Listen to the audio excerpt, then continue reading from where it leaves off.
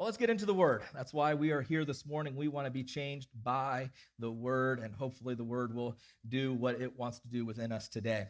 We are continuing in our series, Christmas Playlist. We have been looking at Christmas carols the past 3 weeks, and we're looking at the biblical truths within them that help us, not just in this Christmas season that we are in right now, but they help us in every season we are in. And so thus far on our Christmas playlist, we've been looking at songs like Joy to the World. That was week 1, track 1. We looked at Joy to the World, making room for joy. And we saw how to make room for joy. We need to find joy. We need to choose joy. We need to recall joy sometimes. And most importantly, we need to spread joy. Track 2, we looked at Oh Holy Night. And we saw the rejuvenation of hope. Sometimes we need some hope renewed in our life. And we saw how for it to be rejuvenated, we need to live in total obedience, we need to live in total freedom, and we need to live in total surrender. Last week, track 3, we were singing and talking about angels we have heard on high and the questions that we should be asking. In order to bring our praise no matter what, we need to make sure that we're taking inventory of what God has done in our life, increasing our exposure to praise, and then inviting others to join us and to praise with us. Well, this morning we skip ahead now to track 4, and we are talking about Silent Night this morning. Silent Night. Silent Night has an interesting attribute for a Christmas song, in my opinion. Normally, they are upbeat and full of life and joy.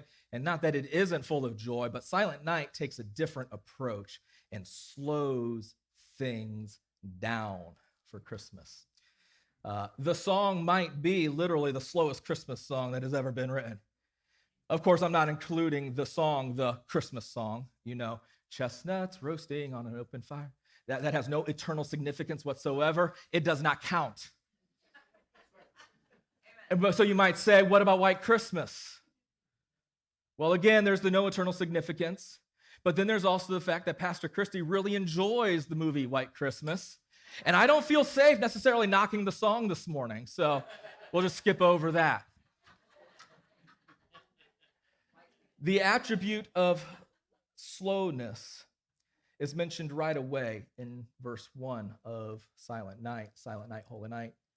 All is calm. All is bright. It is for calmness in our lives that Jesus came. He came. And so it's on this topic that I wish to talk to you about for a few minutes this morning. And before we jump into it, I want to look at one verse here today. It's probably one of the most well-known Christmas verses of all time. It just happens to be my favorite Christmas verse of all time. It's Isaiah chapter 9, verse 6.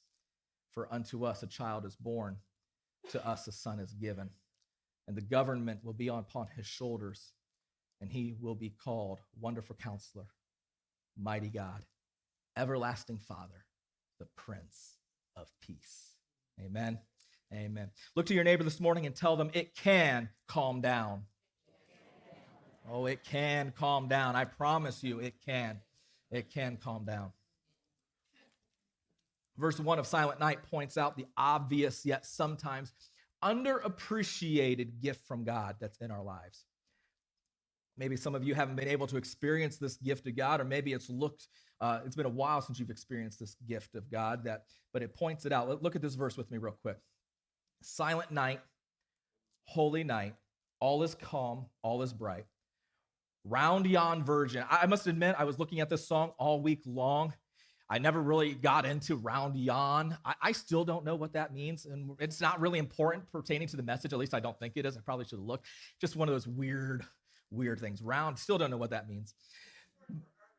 Oh, okay. All right. Thank you. Holy infant, so tender and mild, sleep in heavenly peace. Sleep in heavenly peace. Did you catch what that gift is? It says it right there. You're missing it if you don't see it. It's such an underappreciated gift, and that just proves it.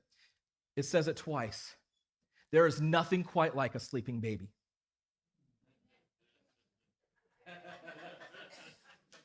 There is nothing quite like a sleeping baby. Isn't that right, Dre and Marvin? Nothing quite like it. My other examples this morning, they're not here today because little Evie is sick. Pray for little Evie. She's not feeling well this morning. But isn't that right, Grandma Naomi? There's nothing quite like a sleeping baby. What makes this true is the aspect of what happens when they're not sleeping. You see, when they're sleeping, there's something to be in awe of. There's something to be enjoyed. There's something to be cherished. But there is nothing also quite so exhausting as a baby that's awake. Isn't that right? Randolph, right? Sleeping babies are temporary. They're temporary. Sleeping babies wake up, and when they wake up, tranquility is replaced with turbulence.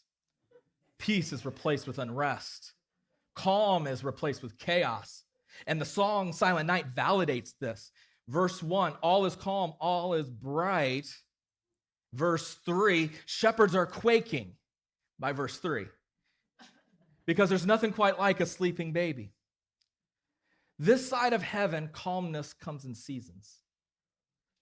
It comes in seasons. In one season, life is good and all is well. Stress might be low and peace is high. All is calm, all is bright. The attributes of Jesus listed in Isaiah 9:6, they're obvious and evident. Wonderful Counselor, Mighty God, Everlasting Father, Prince of Peace. The beauty of this calm, it is so precious to us who follow Jesus because we know what our lives looked like before Jesus. We saw the calamity of our lives before Jesus, and so we rejoice in the calm when we experience it. We rejoice how we get to live in that peace when we experience it. And it's for the calm and the peace that many of us even choose to follow Jesus. However, calmness comes in seasons. Calmness is temporary. In fact, it flies right out of the window when due dates and deadlines get closer and closer. It flies right out of the window as friends and family and children get sicker and sicker. And so when these things happen in our lives, our peace and our calms, they get rarer and rarer. In the seasons of not calmness, I might even be asking, I wonder if Jesus really is this wonderful counselor, this Prince of Peace. And if he is, why is my calmness so fleeting in my life right now? Our faith gets rocked sometimes because we misunderstand how peace and calmness are supposed to work in our lives. John chapter 16, verse 33, we look at this verse a lot in our church because it's so real and it points to the way our life is going to be even when we follow Jesus. It's not on our screens this morning, but I'm sure you know it. Jesus says, in this world, you will have trouble, but take heart, I have overcome the world. Jesus does not promise peace from your problems. He promises peace in your problems. Everlasting peace and calmness will only be manifested in our lives when my temporary life is replaced and transformed into an eternal life. When I stand in his presence forevermore. When I see his face clearly and right in front of me. Until then, it's going to be this roller coaster ride of up and downs, seasons of calm and peace, seasons of turmoil and anxiety. Times where this week, I'm doing good this week, but I see what's coming next week, and I'm not sure how calm I'm going to be next week. Seasons where maybe it's the reverse. This week I'm not doing so hot. My stress is high, my anxiety is there, but if I could just get to next week, I know I'm going to be good. It's in this roller coaster ride that many end up following away, and it makes us doubt the validity of who Jesus said he was, that wonderful counselor, that Prince of Peace. This morning, I want to tell you that though this side of heaven, the seasons of calm in your life might be about as frequent sometimes as Christmas morning itself, at least it might seem that way, that does not mean that there aren't things that we can do to make peace and calm more consistent. Peace and calmness and tranquility of soul are possible even in the middle of chaos. And you might be saying to yourself, yeah, right. Have you seen my life? Yeah, right. Have you seen my family? Yeah, right. Have you seen my job? Yeah, right. If you only knew this week that I have ahead of me, if you only knew what I had to get done in the next 6 days before all the stores close at 6 p.m. next Saturday night, if you only knew, you wouldn't have hope for calm either. Tell your neighbors this morning, it can calm down. No, you don't believe it this morning. Tell them like you believe it. It can calm down. If you're feeling the strain and the stress of chaos in your life, I want to share with you 3 practical ways to promote calmness in your life. First of all, to promote calmness, slow your pacing. Slow your pacing. We looked at this verse in passing a little bit last week. Let's look at it just a little bit closer for a moment this morning. Psalms chapter 46, verse 10. He says, "Be still and know that I am God. I will be exalted among the nations. I will be exalted in the earth." That word still in the Hebrew, it literally means to grow slack, to release, or to let go. To grow slack and know that I am God. To let go and know that I am God. The peace you need in your life today might be dependent upon what you are willing to let go of. Let me say it another way. We need to slow down if we ever hope to calm down. Jesus doesn't go a million miles a minute like we do. In fact, kind of in comparison, it seems like Jesus sometimes goes about 10 miles a year compared to my million miles a minute. We can't get to know the Prince of Peace when we're moving faster than he is. Let me tell you, this point, it's really speaking to me this morning. I feel like I have been running personally a million miles a minute for like the past 2.5 months. Since the middle of September, I feel like I've been running a million miles a minute. I'm going to tell you why for a couple moments here. Our church, it's an amazing place. I've always believed it's an amazing place to be, to worship. Our people, we're loving and we're friendly, we're accepting. Our worship, Brother Chris, it's incredible. I mean, I believe here, just personally speaking, I'm not trying to toot my own horn, but I believe the messages, they're a proper balance of being encouraging and also being challenging. And the fact that you keep on coming back every single week after week after week, I have to think you agree with me this morning. I don't know. Again, I'm not looking for a validation, but I only say this morning because for almost 2.5 years, I have been driven. I've been pastor now for 2.5 years of this church, and I have been literally driven. It's been nothing else on my mind to make our church look as awesome physically as it already is organically. It's been in the past 2.5, 3 months that I've seen all this focus culminate to updating the exterior of our building. And when we first started doing that, I had some goals for how soon I wanted to get done. Yes, I had some goals. There you are. I had some goals. And there have been a few factors that have delayed and slowed the process, like hurricanes that have slowed the process. But let me tell you the biggest factor that completely blew my goals out of the water. They're unrealistic. They're unrealistic. Truthfully, I knew this when I set them. I knew they were unrealistic. But I set them anyway, saying, you know what? Bold faith pleases Jesus. Let's just see what happens, all right? Let's see them. And when it wasn't done December 1st, like when I wanted it to be done by December 1st, my peace started to go down. My calmness started to go down. And now as we're here 2.5, 3 weeks into this month now, we're getting closer. A major thing just got done this past weekend. Something that was weighing heavily on my mind, on my heart, that was taking me down. It got done. It finally got done. We got some concrete poured out front, filled in some sand patches that were driving me crazy. And as I look and see these things kind of starting to wrap up in some ways, yeah, we're a couple months away still, but I have this peace and calm beginning to come back. And I see how I took my peace and calm and I used it as kindling in the steam engine of my drive and determination. My pacing came at a price, and that price was my peace. Let me tell you this morning, you're no different than me. It might not have anything to do with church renovations for you, but you are absolutely no different than I am. You do the exact same things. Maybe you're running a million miles a minute because you know that if you don't work that way, the bank's going to come and they're going to take that nice car. They're going to take that nice house that you have. And so you've got to work 1,000,000 miles a minute to be able to keep up and head of that bank.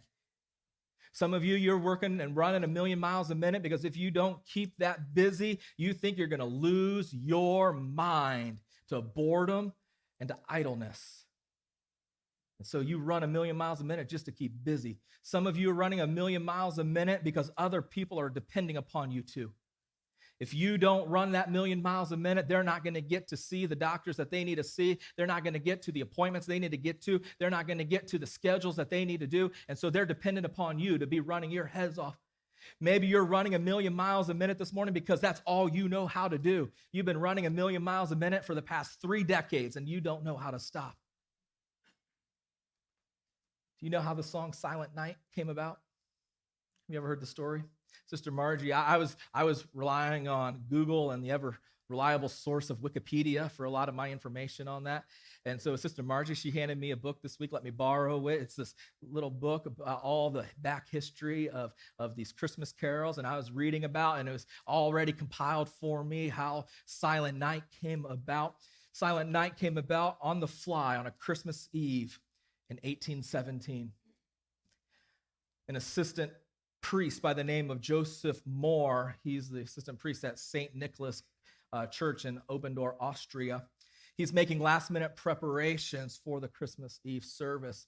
And as he went to go check the organ, it's not working.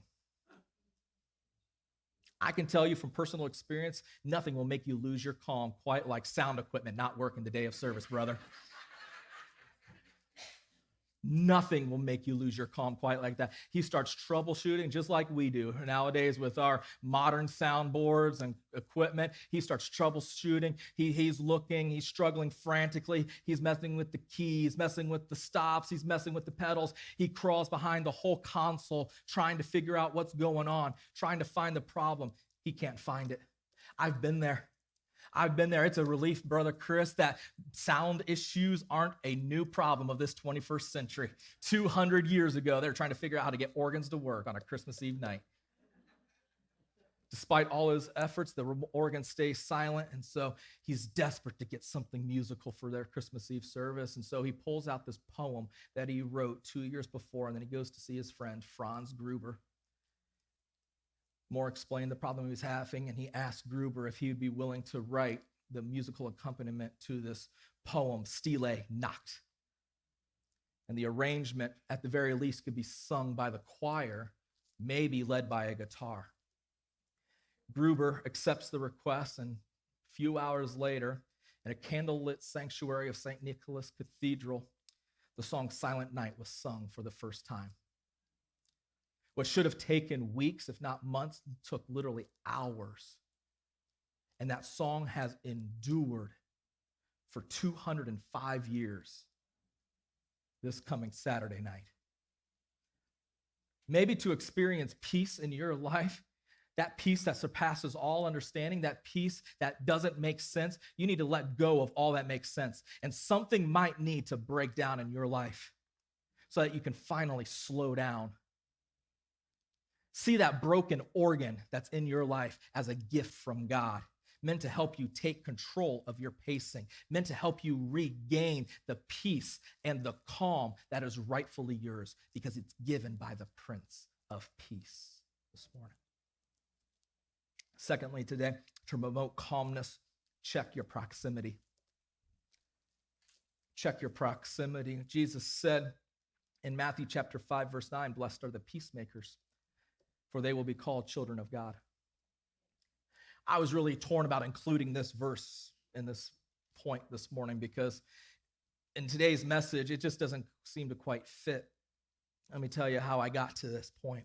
Typically, this verse is meant to bring peace, that we bring peace to any situation. If there's physical conflict around us, we are peacemakers. We get in there and we help to resolve it. If there is arguments and bickering around you, we're peacemakers. We get in there and we attempt to shut it down. So this week I started to think about that verse in a different way. I asked myself, is being a peacemaker only meant for the relational conflict and adversity in my life? Or could it also be peace from emotional chaos that might be in my life as well. Because our peace is contagious.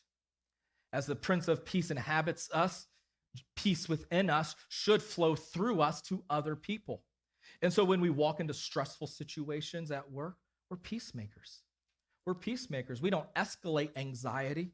We spread peace in that situation because we bring peace. We bring Jesus to that situation.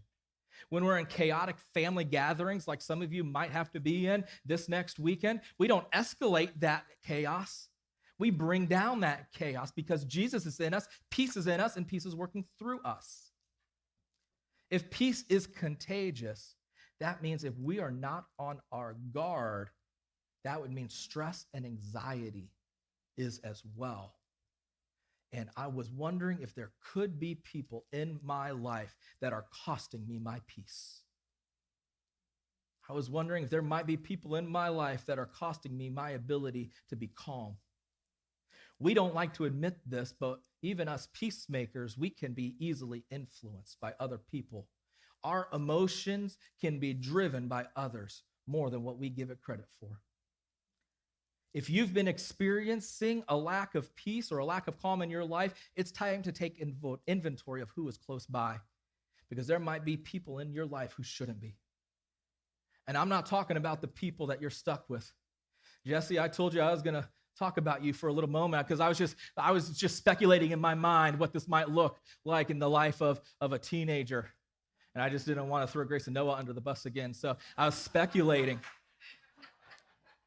Jesse, just hypothetically, mom and dad might be expecting you to get good grades into school and make good choices and all that. And them trying to have that expectation upon your life might be removing some calm from you. Maybe your life isn't as peaceful as it would be. And you're thinking to yourself, if only I could get rid of that influence in my life. You're stuck with them, brother. This point isn't for you. The next one's for you. The next one's for you. Because there's people in all of our lives that we're stuck with.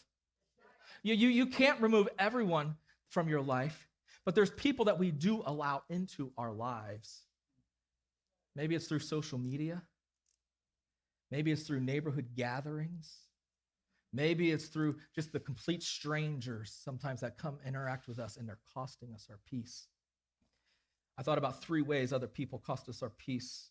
They're not on the fill in the blank. You'll just have to jot them down. First of all, their advice sometimes costs us our peace, their advice. They have good intentions, but they also give really bad advice. Oh, they give really bad advice. It's not biblically based advice.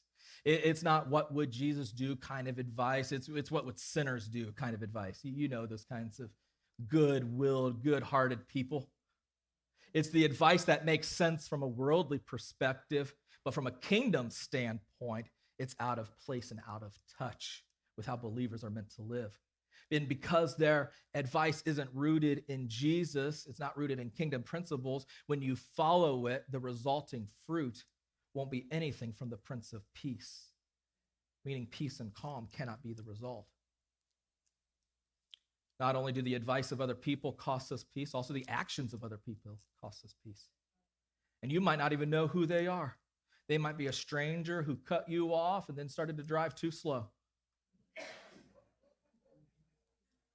Before that moment, you were fine. You were doing good. You weren't perfect. I mean, not everything in your life was fine, but you were doing great. You were tranquil. You were at peace, a nice afternoon drive. After they entered your life, it all changed. And it wasn't malicious. It wasn't intentional. It was just a mistake. But the aftermath of that encounter has been detrimental to your peace. It's ruined your day, and it's set the tone for the rest of your week. It's affecting every aspect of your life, your time with family, your treatment of other people at work, all because of what someone else did. And then there's the appearance of other people as well. I'm not talking about the way that they dress or the way they look. It's how they present themselves. They're always complaining. They're always venting. Their emotional threshold is always cranked to 11. You know who they are. You know who they are. They're the kind of people when you see them in Walmart, you hope they didn't see you and you turn down another aisle.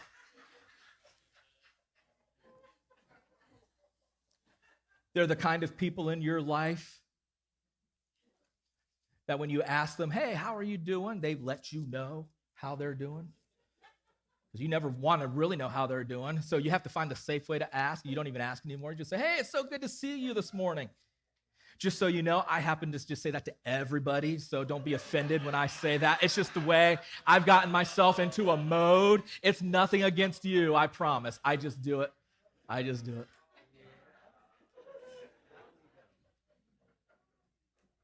We need to regularly check who's in proximity to us.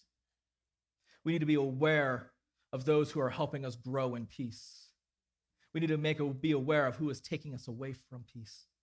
And then when we do that, we can be obedient to Romans chapter 14, verse 19, make every effort to do what leads to peace.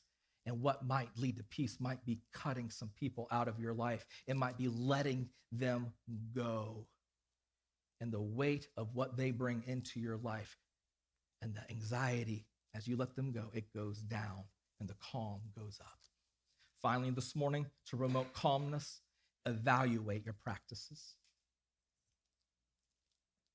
Evaluate your practices. The Apostle Paul, when he realizes that his time this side of heaven was coming to an end, he took a moment and he evaluates the practices of his life. In 2 Timothy chapter 4, verse 7, he says, I have fought the good fight, I have finished the race, I have kept the faith. I don't know about you, but if I knew that my time on earth was coming to a close, I hope I would be as enlightened as what Paul wrote in another one of his writings and would say, like, to be absent with the body is to be present with the Lord. But sometimes I know how nervous and anxious I get, and I can't help but think that I might be an emotional wreck. Yet Paul, he was able to avoid emotional turmoil in his life when he knew death was going to be imminent, when he evaluated his practices, identifying all that he had contended for, identifying all that he had completed, all that he had been consistent in doing. He had to answer all those things, and so he could live in peace with his imminent death sentence. This morning, you might not have a death sentence in hand, but that does not mean you are not on a road of uncertainty. That the road that you're on, you're not certain where it's going to end. In fact, the only thing that you're certain about is that it's going to end badly.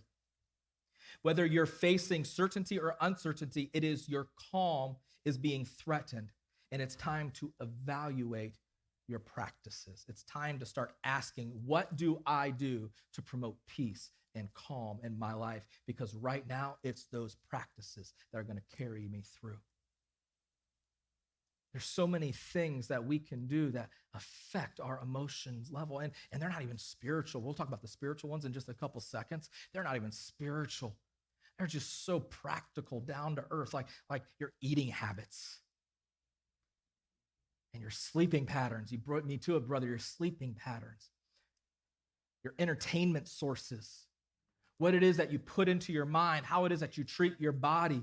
These all play in how my body and my physical life deals with stress and anxiety. So imagine also how important the spiritual practices are in our life.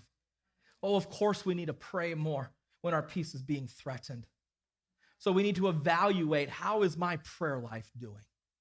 How is my prayer life doing? Of course, we need to be in the Word more when calamity is everywhere. So we need to evaluate if I make time for the Word regularly. Am I in the Word as often as I can be? Of course, we need to be at church when stress abounds. So we need to evaluate, is church a matter of convenience, or is it a lifestyle of dependence that, I have to be there. I've got to be there. Of course, we need to worship. Of course, we need to worship when the storms of this life are raging. So we need to evaluate this morning. Do I worship other than on times of Sunday morning? It's time to start asking ourselves, what do I do to promote peace and calm in my life? Because right now, it's those practices that are helping me through. The evaluation, those results from that evaluation, they don't have to be profound. They just have to be real. They just have to be real. I just need to know if my life practices are taking me from peace or to peace. And when we genuinely answer what we need to accordingly, then we'll experience a peace and a calm more regularly. Evaluate your practices. The Prince of Peace, he works in practical ways. He works in practical ways. I love a good practical message. I really do. These 3 points this morning, they point to what we can do, whether we personally know Jesus or follow Jesus regularly, or we've never even heard of him before. Because you don't need to know who Jesus is to slow your pacing. You don't need to know who Jesus is to check your proximity. You don't need to know who Jesus is to evaluate your practices. You don't have to follow Jesus to see if you've overextended yourself. You don't have to follow Jesus to see if other voices are influencing your life and to see if your routines are promoting peace or delaying peace. This morning, I promise you, all these things work so much better when we do follow Jesus. Life is never perfect because we surrender to Jesus, but I promise you this morning, life is always better when we do. So this morning, I want to ask, with every head bowed and every eye closed in this place, I need to ask